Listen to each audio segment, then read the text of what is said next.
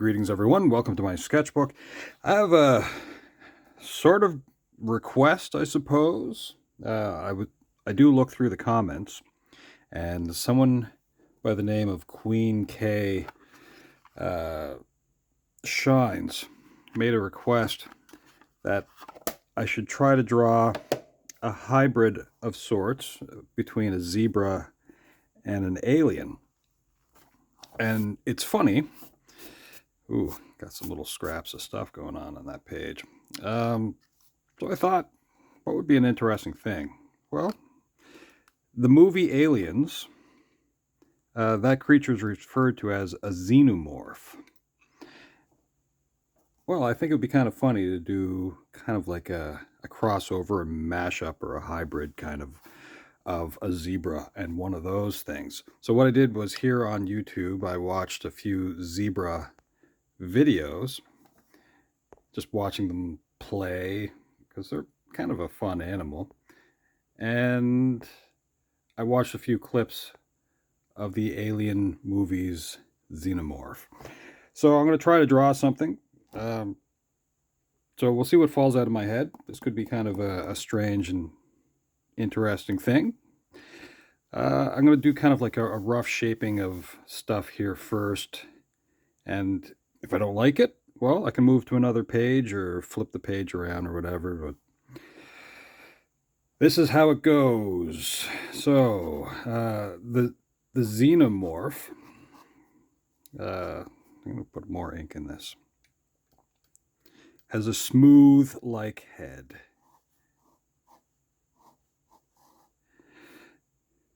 I know that looks just like a slight curve, but I'm going to try to work in attributes of the zebra.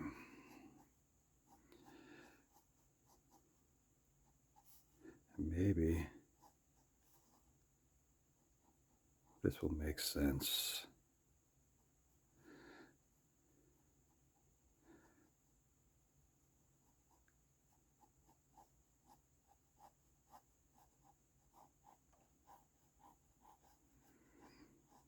I think one of my favorite things about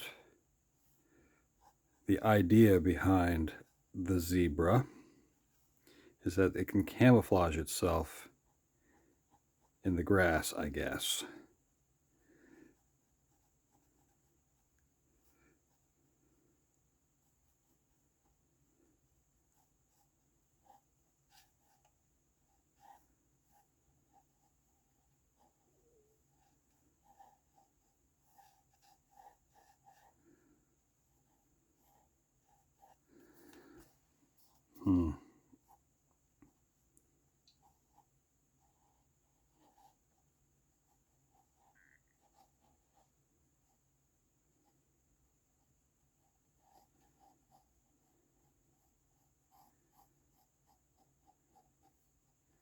I still want it to have kind of the equiline kind of attributes. But we're going to elongate its legs a little bit.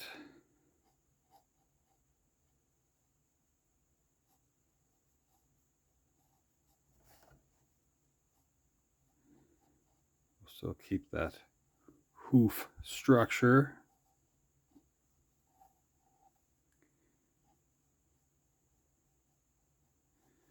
I'll go back in and I'll try to fix some of this stuff too, but as for now,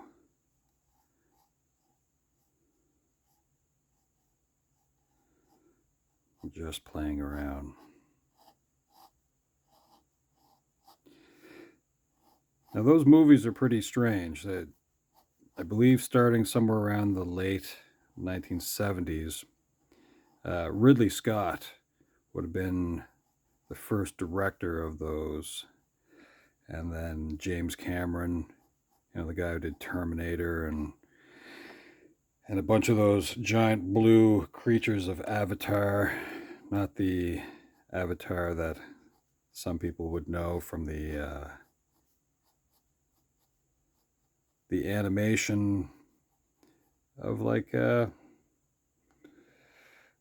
My goodness, what am I getting at? I will catch on to that in a second. Masters of Wind, and anyway, I will get there. Yeah, so James Cameron, I think even Josh Whedon had something to do with that at one point.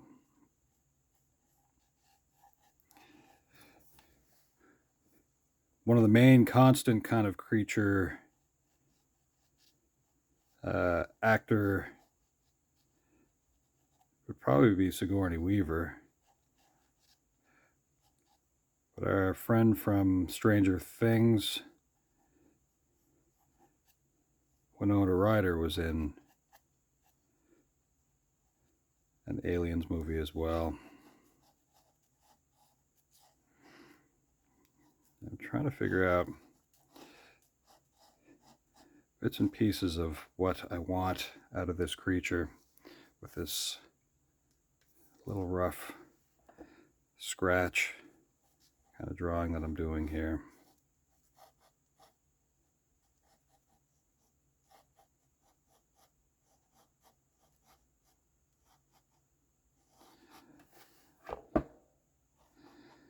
This might end up being a lot more on the page than, well, we'll see.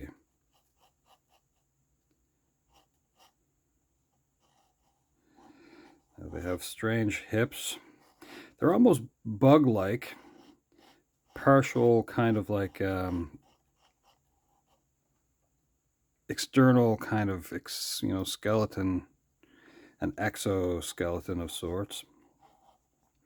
Hey, here's something strange.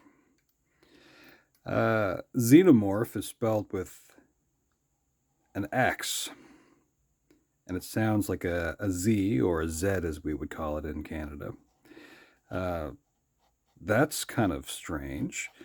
I don't know why we have an X. It could be Greek, and we hold on to it to just save having to use like a C and a K together. You know, maybe that's part of a Latin influence. That I don't know. I didn't look that up. But that's an interesting thing. The sounds that you get. You know, I mean, think of how many words exist that start with an X. It's not lots. So, I mean, what do we need them for? I mean, you can't help but come up with a xylophone, right? Anyway, so I think I have the main kind of body of what I want this creature to look like. Very kind of tiny waist. As far as the tail goes, well, what if the tail, like I don't, so I have the four legs kind of here. Let me back this out for a moment if I can. I have this kind of looks like, my friend here needs some snacks.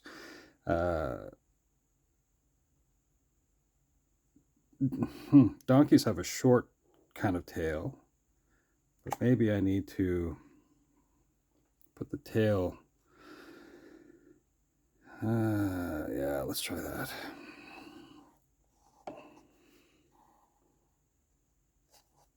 So I just kind of wrap something back up this way. Let's elongate the upper thorax, little spikes. What if that inner mouth thing for like, the tongue or whatnot, what if it kind of spit out its main teeth like dentures? I don't know. But let's have that little jaw in there somehow.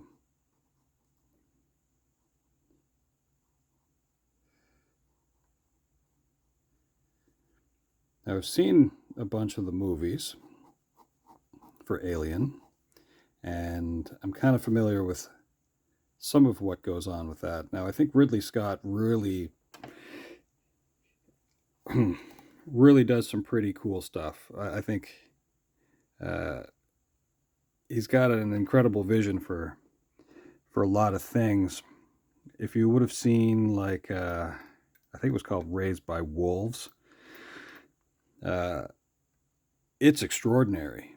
It's pretty violent, but it kind of takes a look at how, like, um, stories are kind of built. And I don't want to give anything away in case you kind of get into it, but you can imagine kind of a futuristic setting. There are androids and humans, and the androids really are the most powerful kind of creatures. Anyway, yeah, I don't want to give anything away in case any of you get to see that. Um, so now I'm trying to figure out some of the striping, and then I'll get into the detail things after as well. Now the stripes and that mane, they kind of blend together. And as I said, there's a bug-like quality to these creatures where they have almost an exoskeleton. So this looks pretty messy. I want the ears to keep going back, kind of keep that elongated xenomorph shape, and maybe smooth out a couple of things. So I think I have the main thing of what I want out of the shape of this.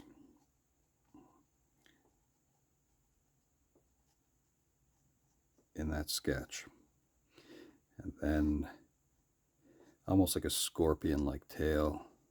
And all right, so now let's add some detail to this. I'm going to zoom in a moment here. From what I kind of remember from the comic world, they did some crossovers, and I believe they did this in the movie world as well. I didn't watch any of those with the Predator. So they kind of work those things in to the same universe, which is kind of neat. Alien versus Predator. Actually, you know what? I think I saw that first one at least.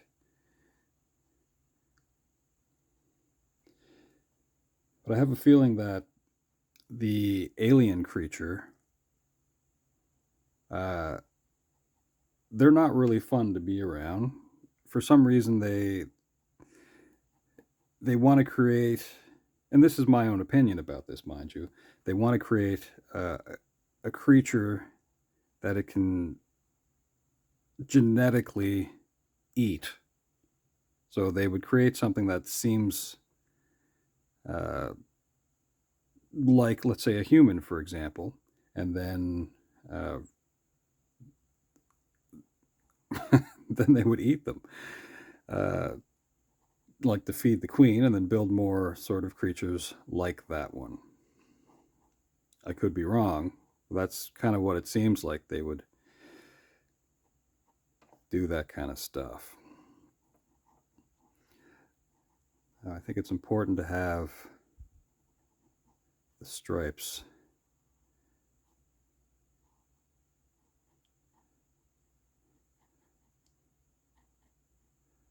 of the zebra. And I don't remember the pattern perfectly. Like I said, I did watch a couple of videos here on YouTube, but I'm kind of making this up as I go anyway, so.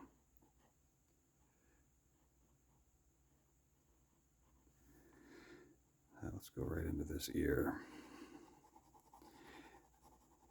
And I may just bring out a brush and water on this anyway.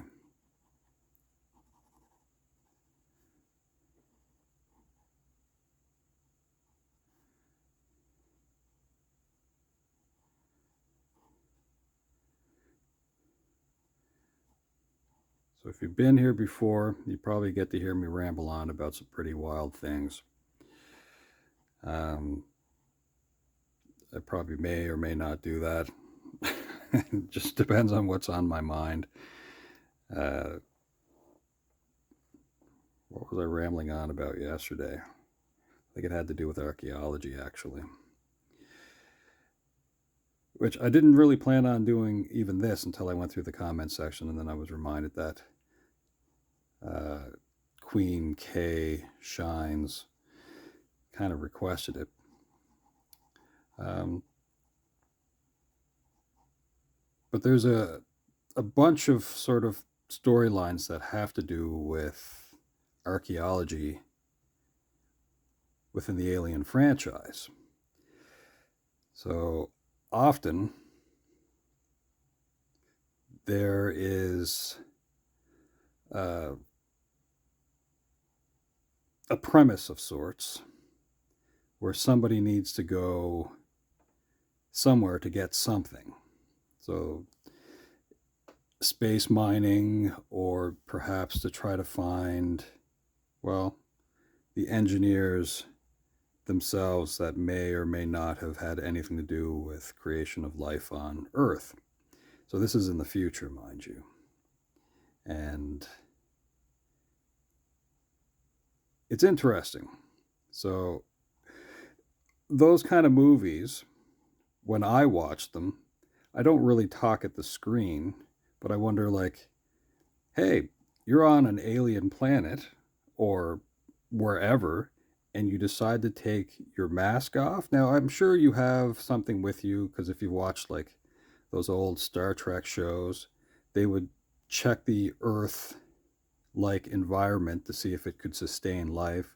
But there's little greeblies that are in the air that are very different than what you're used to.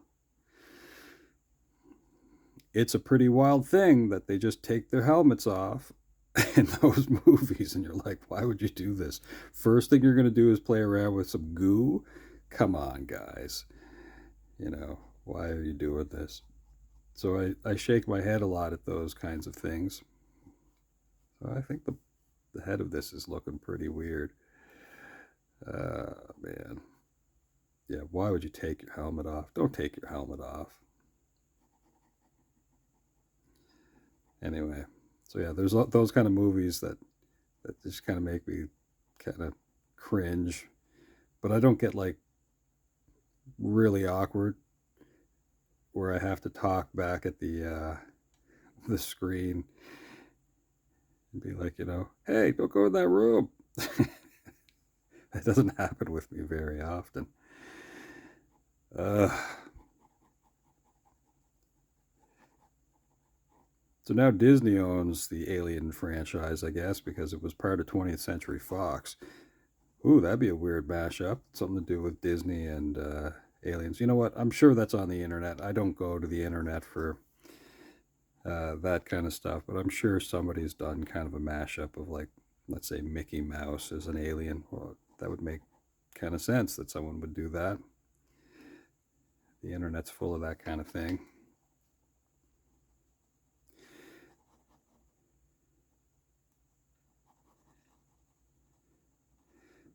So parts of this is the mane, and parts of this is just the neck of the creature, but it seems like the stripes uh, make their way into the mane.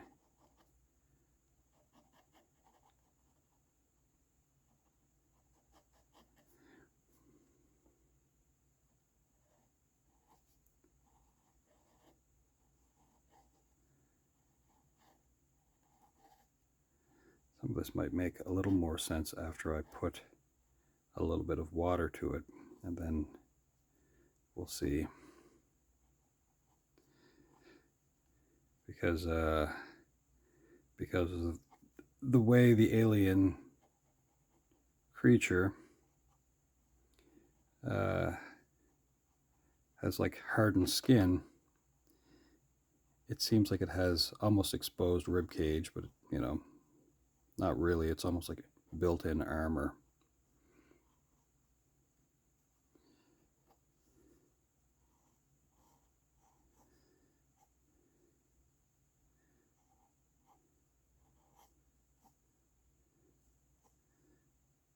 maybe I can turn part of, for some reason I changed out. Yeah, let's shorten that. I think I incorporated the rib cage into that front leg. And then I want that to be very much individualized.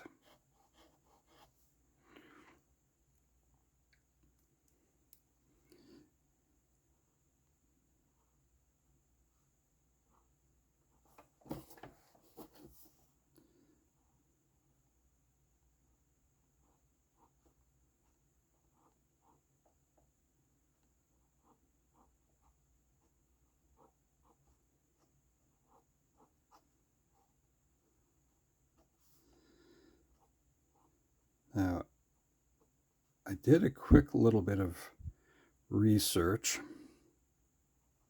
on the creators of the Alien franchise, and I believe the names of the people are like Dan O'Bannon and Ronald Shusett.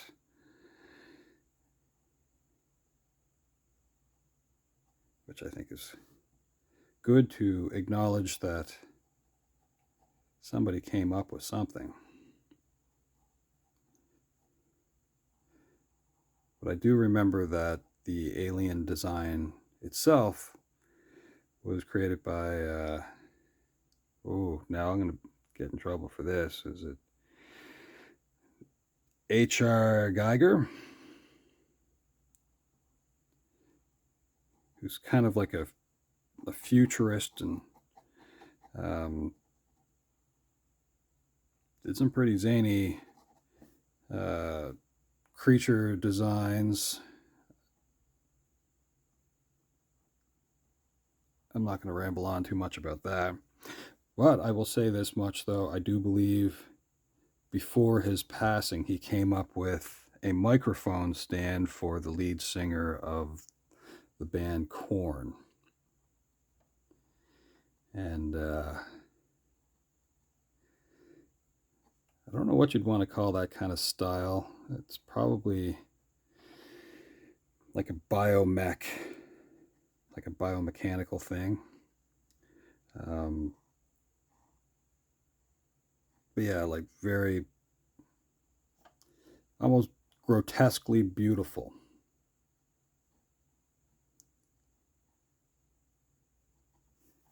Oh, what I was doing there. I'm not always watching where the camera is.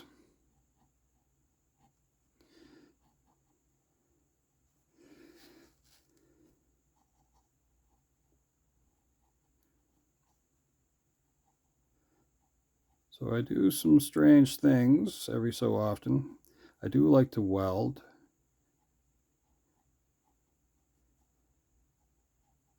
And yeah, you might see my hands can be a little torn up once in a while. I try to keep my hands clean, but it's not always easy.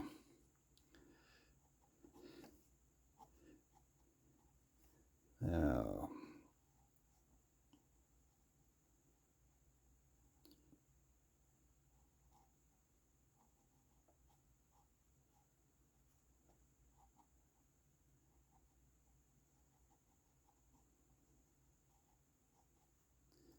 I may have talked about this before.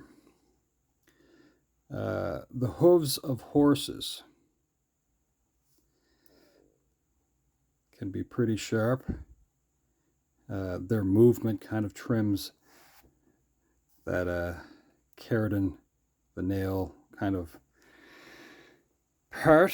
When they are in utero, before they're born, they have like a fur-like covering on them that prevents them from kicking out of the womb. You know, like, anyway, I think that's kind of amazing that happens. That prevents creating internal injuries, because I mean, horses can be very powerful creatures, but how cool is that? You know, that you can have protections built in.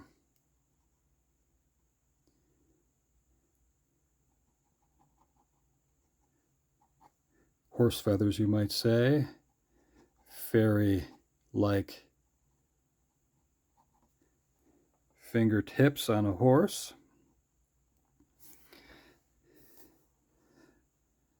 Now,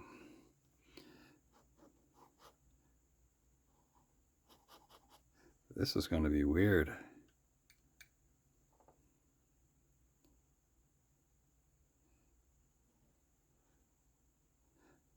What I'm doing here is I'm just adding some. Oh, let's move this down so you can see what I'm up to. And you know what? Let's move this out just a little bit too, because I don't need to focus too much.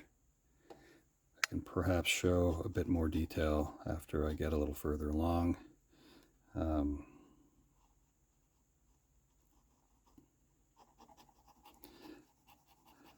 know, I haven't looked up to see if that Ridley Scott show, Raised by Wolves, was completed, or they're just not making any more, or that was some fascinating stuff. And the music for it, the opening music, I think it starts off where it says, you know, the door is open. And they talk about kind of like mythology on that show and the structure of religion. Yeah, it's fascinating to see how stories can be built.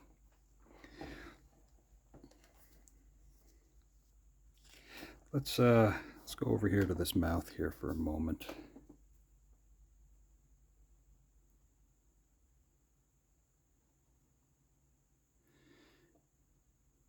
Now, the H.R. Geiger creatures. So you start off with this like face hugger thing, right? Well, actually, no. You start off with a giant egg, and then you take your helmet off. You foolishly take your helmet off so that this thing can jump on your face, and then use you to grow a creature that is lovingly known as a chest burster. But that thing, you know, it kind of looks, well, let me back this out so you can see what I'm doing, because let's see if I can even do this. It almost looks like this, right? This thing would jump on your face and it had like a long sort of tail. Yeah, and then it would put this thing in your body, and then it would burst out of your chest and then grow into a monster. And then those monsters would seek you out to eat you. Like they would bring you back to the queen. Anyway, it's just wacky. It's wacky.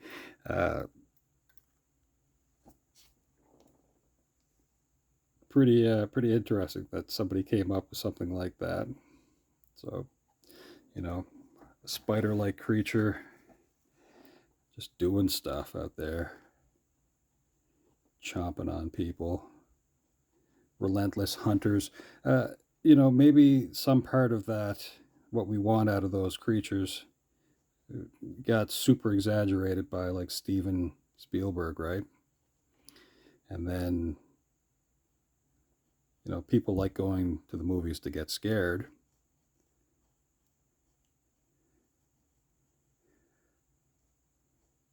But it makes you think, though, like, I don't need to go into the water if there's going to be a shark in there. And as far as going into space, well, maybe it makes you think twice about going to a place where you know, you're not going to be the only creature. Anyway, Steven Spielberg's made some pretty awesome movies. Let's see here.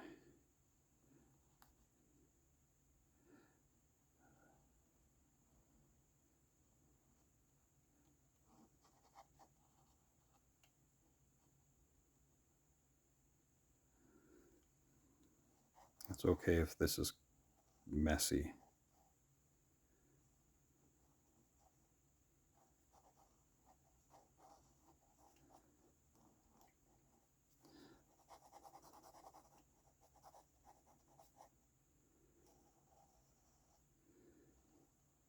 I want there to be a little bit of like hinging with this, because you wouldn't have a great deal of flexibility in this external armor. But I still want to have the stripes in here though. I think that's pretty important. And queenKshines, let me know what you think. If this is one version of the request. So I'm going to try to keep that little bit of a theme, whatever that ring kind of thing there. I'm going to do a little bit of that on the back legs here as well.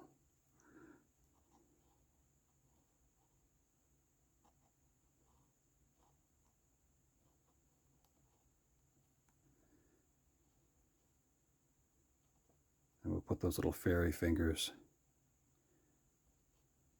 from the birthing process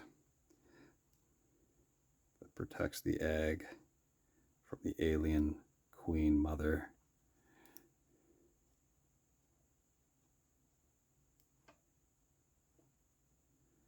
It's interesting how creatures, even humans, are born of an egg. Now, sometimes the egg is just kept inside the body. But what's weird is that science and scientists are developing ways to not have that involvement anymore, to have machines carry on that function. And they've already been successful in replicating that. How weird is that? Now, not in humans, as far as I know. We have incubators, but what's the earliest? Towards the end of the second trimester, I believe. But they can do things like you can be, 7 months old. Maybe that's the first trimester, actually. Anyway, you can be 6 or 7 months old. So I'll have to look into that. And you can be looked after. That's pretty wild.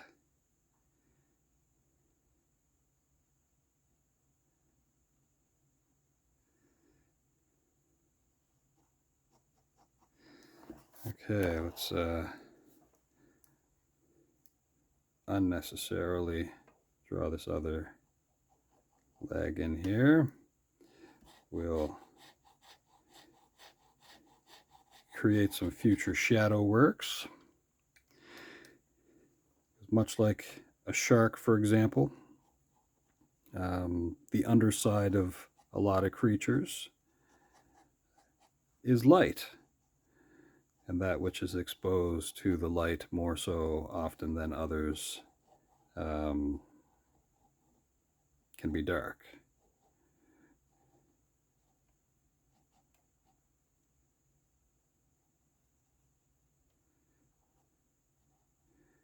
And depending on your own pigmentation, for example, the top of my hand is dark and the underside of my hands are light.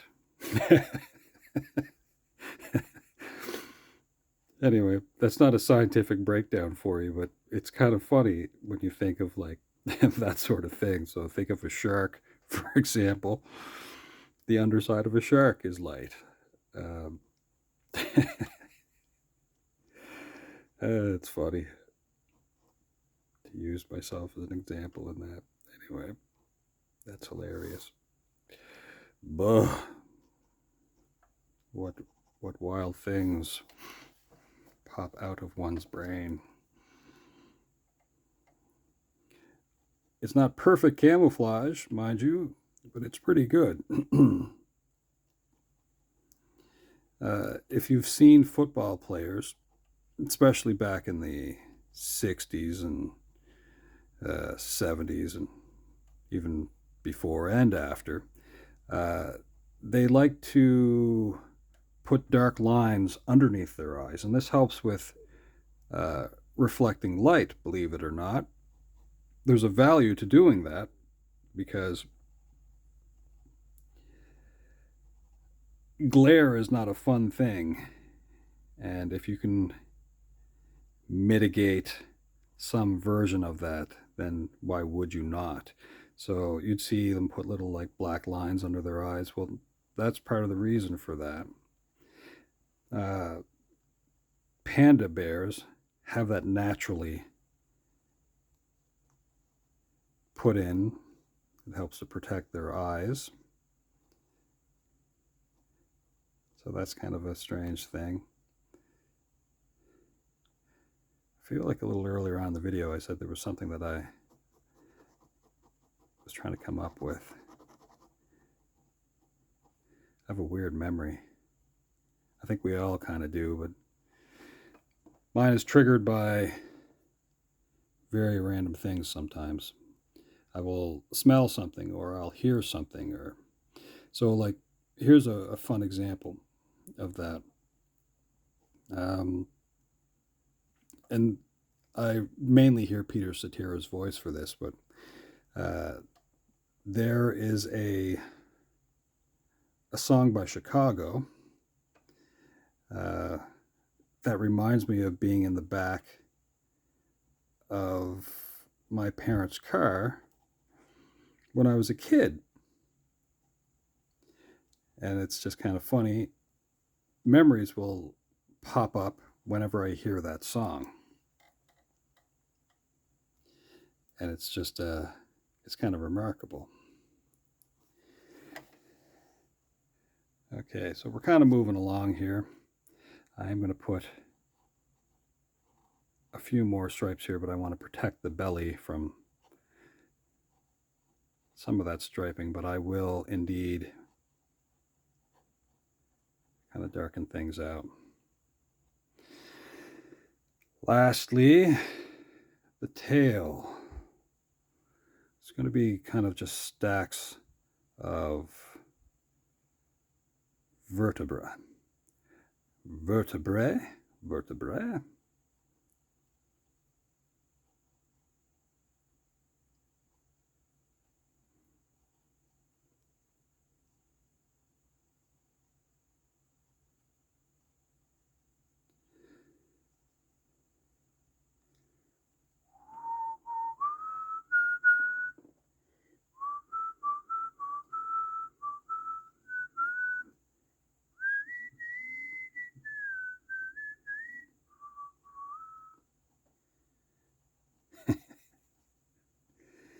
That's funny.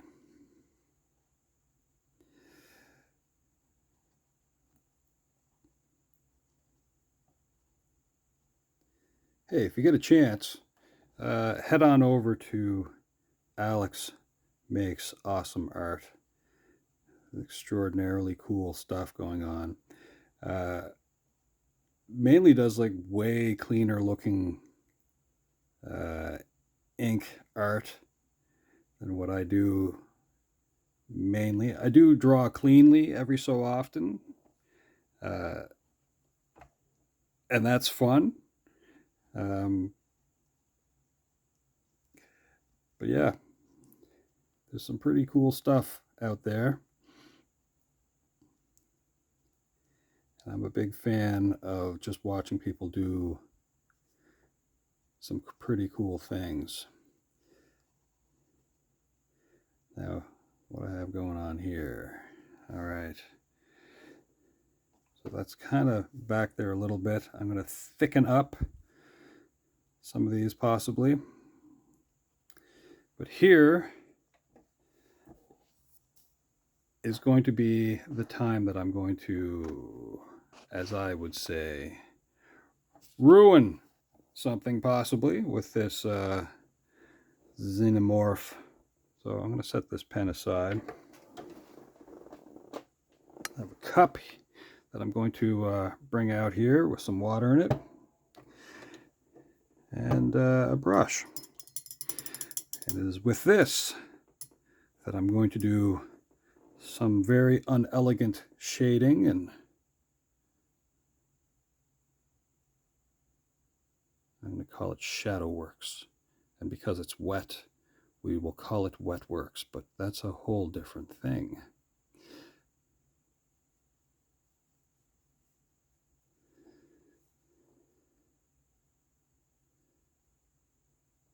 Now you can put in highlights after with a little bit of, let's say, white acrylic paint. The ink that I use in my sketchbook, it is this, it's called Mont Blanc Mystery Black. It is not a permanent ink, and I purposely use that for this reason, because to me, this is fun. It lets me add and hide and smudge.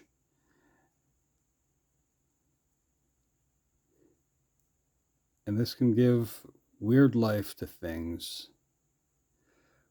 because that's what water can do. So that is probably amongst my favorite art supplies, is to have the ability to use water.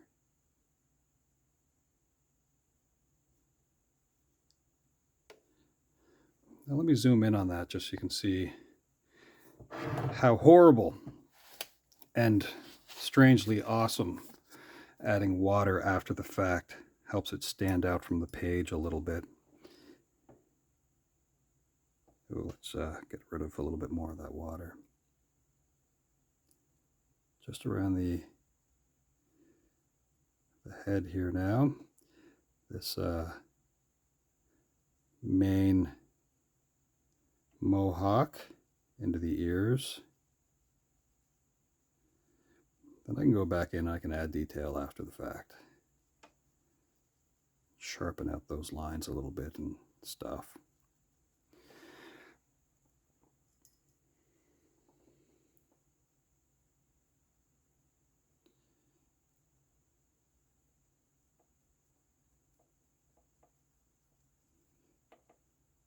Now it's not totally awesome.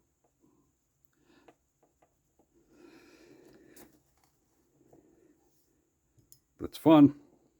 I want there to be a known separation of the neck and mane. So I'm going to change the way that kind of looks up there, but I want the stripes to go into the mane as they do on the zebra itself.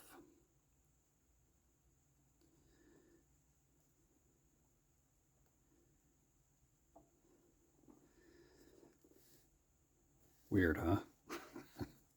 I think it's weird. Now, I want there to be kind of a crease leading down into the chest a little bit.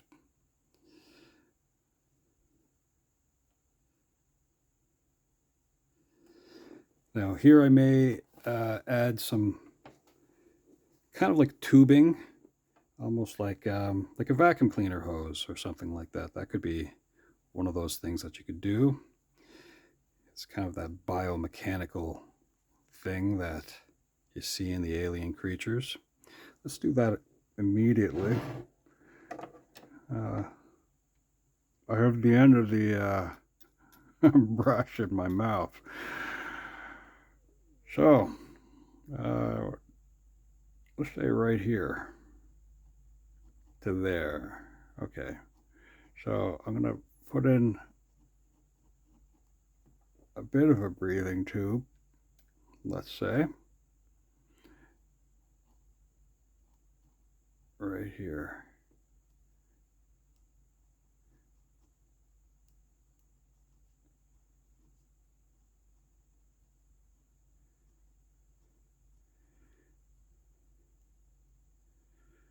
So it's possible, let me get this out of my mouth. So it's possible that some part of the creature itself, it may not actually breathe through its head. It could breathe through its body. I don't have the schematics on the building of the creature, but somewhere inside of its body it builds an acidic blood, and it has the ability, and I believe it's blood, that can melt through steel and flesh. So maybe, just maybe, it doesn't really breathe through its head. It saves that for exceptional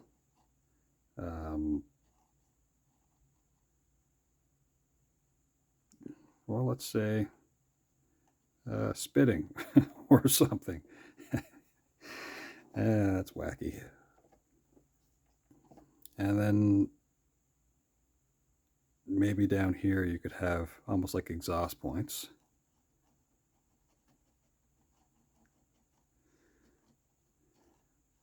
Close to the rib itself.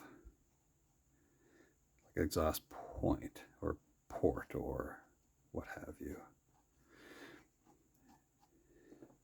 Eh? I don't know. We're building it as we go, Dr. Moreau. What are we at here? Another 50-minute long video. Wow. For just an idea.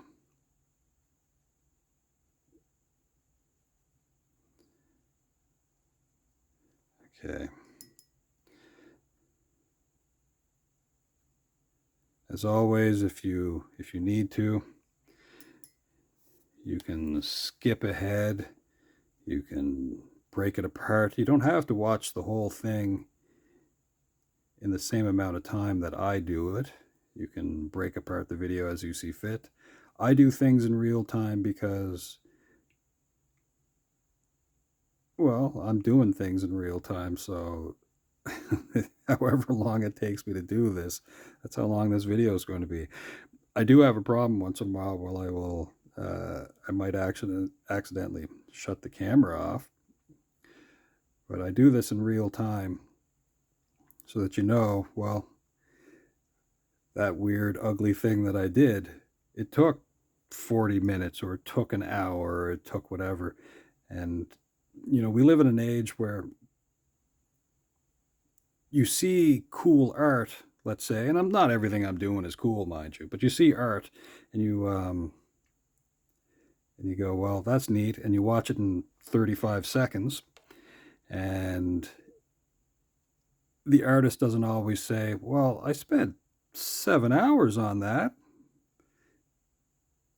Now, I don't expect that you should watch all of my videos, especially this sketchbook stuff.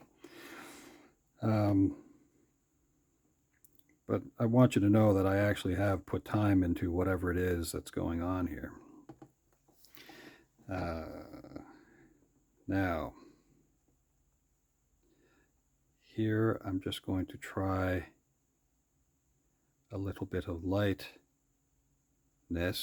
but I want there to be more shade underneath that, so I want that front leg to stick out a lot more, regardless of whatever's going on with the rib cage here. And over here, part of that rib cage, the upper thorax. Okay. This base is... Do I want those dark, actually? Yeah, let's go with those rings dark. It wasn't really my plan at first, but I think in keeping with the theming of the zebra, I am going to keep them kind of dark. Same with the ones on this side.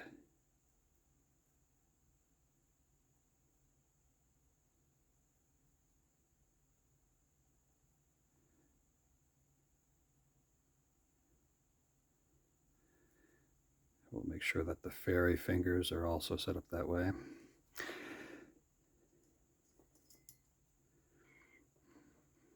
Now, for a little while, my family, when I was a kid back in the 1980s, we lived behind, or rented a house behind their main house, and they had horses. And I remember there was a time when I guess Nora would have called down and told my mother that, oh, there's going to be a new foal, I should say, if your kids want to see this whole process. You know what? I'm going to say something for those of you who probably... Anyway, I'm not going to ramble on too much about some of this, but hey, watching birth take place, that's a pretty awesome thing. And it can change how you look at the world a little bit. How's that? Anyway, so, but I remember seeing, like, the long, kind of like furry stuff that covered the hooves, and I remember asking, like, what is the point of that? And that was that whole thing about, well, the horse not being able to kick through the mother. That's an extraordinary thing. And when you're like, oh, how old was I at that point? I'm going to say probably 9. That's like one of those eye-opening things that the internet probably does for a lot of people now. It's like, well, what? I didn't know that this was going on. And anyway, so it's like you gotta be there to see it, kind of stuff.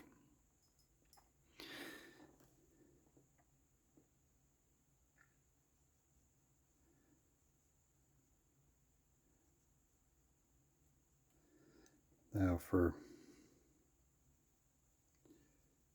the spiky hip thing, which I will do one there as well.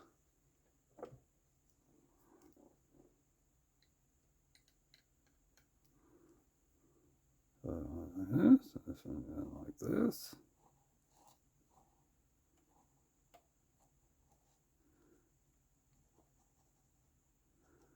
Kind of keep that separated a little bit.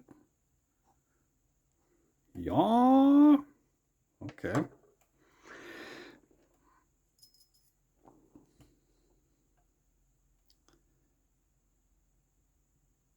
For those of you that are actually kind of watching this, or you watch it in parts, or however you might get to see this, let me know about creatures that you've seen in their infant form, almost like Pokemon, I guess, that turn into magnificent creatures as they grow. The panda bear is one of those creatures that in its infancy is extraordinarily small. Like, for a creature that grows to the size that it does, it almost doesn't make sense. Now, human beings, you start off under 10 pounds, and then you can grow from there, but not every human being, of course, gets to 7 feet.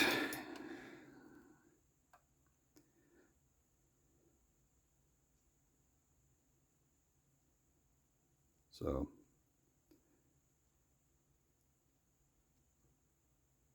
it's interesting. I'm just going to do a light bit of stuff there.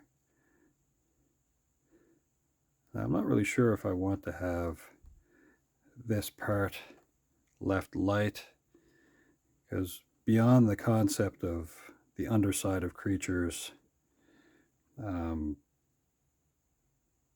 being light, the areas that might have like fragile skin or get chilly easily, those can be a little bit darker.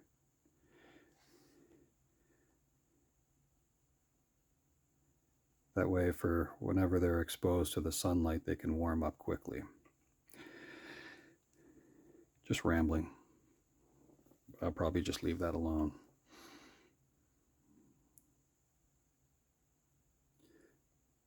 To me, anyway, just watching the way water changes that is really fun to look at. Like, you see what happened here? That foot and this foot, like that kind of stuff to me, I didn't plan on that, but water is like this strange friend in my mind that it goes where you don't expect it.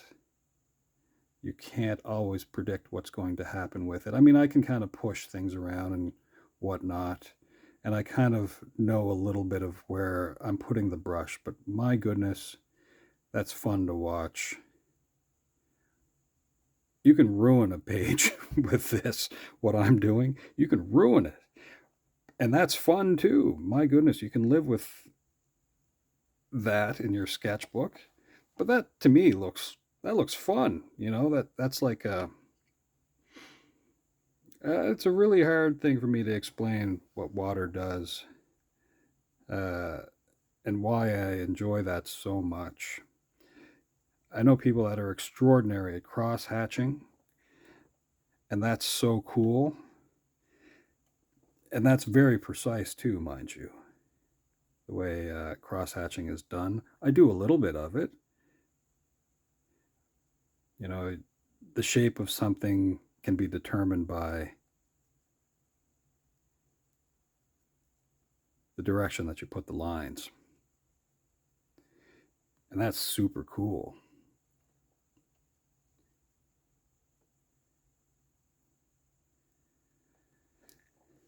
But water. I've done some pretty strange drawings with coffee a few times. That's really neat.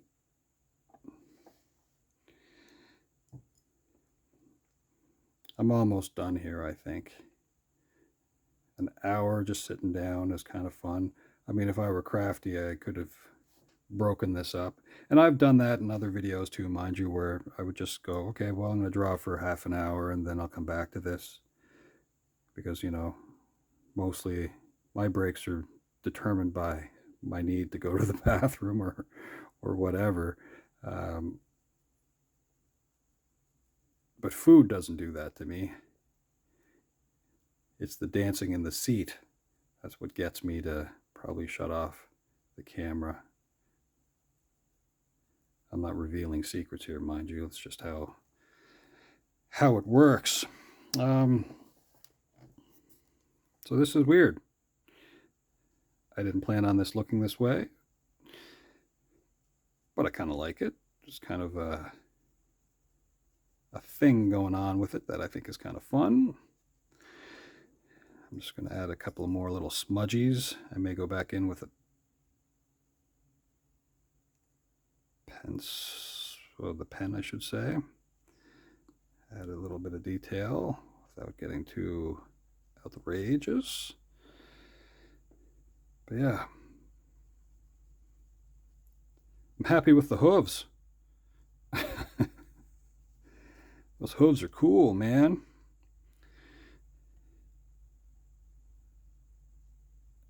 These hip extensions. Those are wild. Okay. Just cleaning my brush off a little bit. Set the cup away from my desk for a moment. Let's see, back to this pen.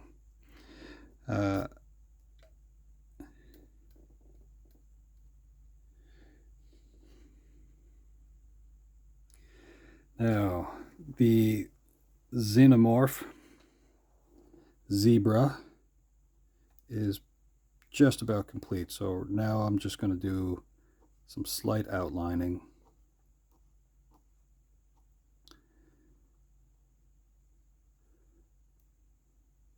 Some part of what I do might be attributed to in some way, like a Japanese sumi art style, maybe. But I do enjoy black and white ink more so. I will add red sometimes as an augment, or other colors, just because I like to play around with stuff too. But to me, this is fun.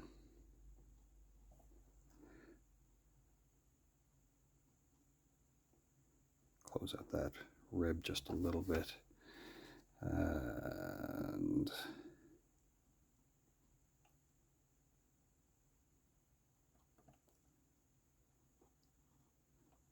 I want there to be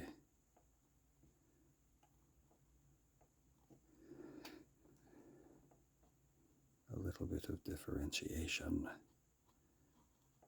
going on with some of that.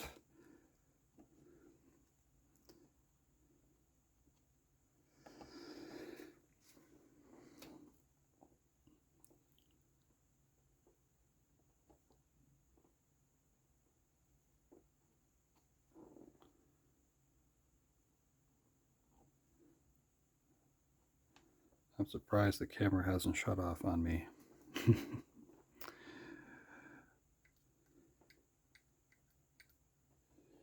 What else do I need here?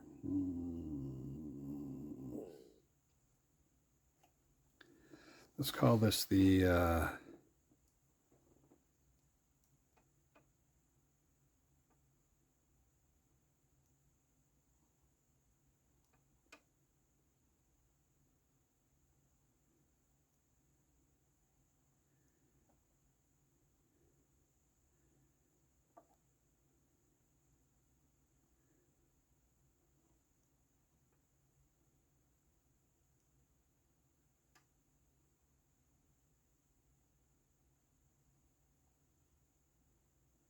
part of that went a little askew on me. And we'll call it a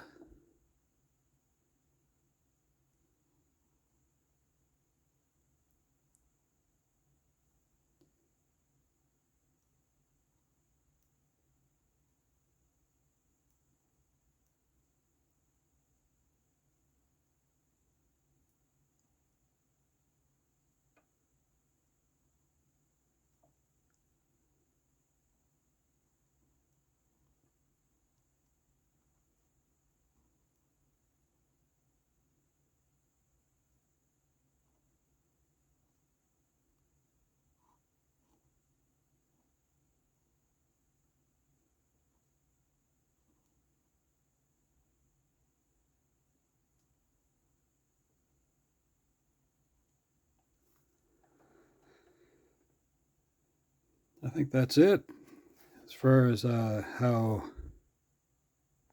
that concept goes. Uh, yeah, well, okay. Uh, as I said, for some reason, I really like the hooves on that creature. That's funny to me. That's kind of it. Yeah, no, that's it. So we have a zebra and an alien uh, kind of put together, and a little more than an hour of just scratching around just because that's kind of fun. Hey, if you have any kind of zany things that you think I should kind of play around with, yeah, I'm happy to give it a go. Um, it'll be off the top of my head mainly because I don't research this stuff beforehand. It's possible that somebody's already done something like this. I mean, that's just kind of how it goes. But I'm not copying anybody. That's not really my thing. Um, thanks for hanging out. I hope you have a great day. It's yeah, I gotta just put down the pen, I think, because it's been a little while. Let me do something here. But yeah, as I said, thanks for hanging out. Let me know what you think in the comments. Have a great day. All right. Ciao for now.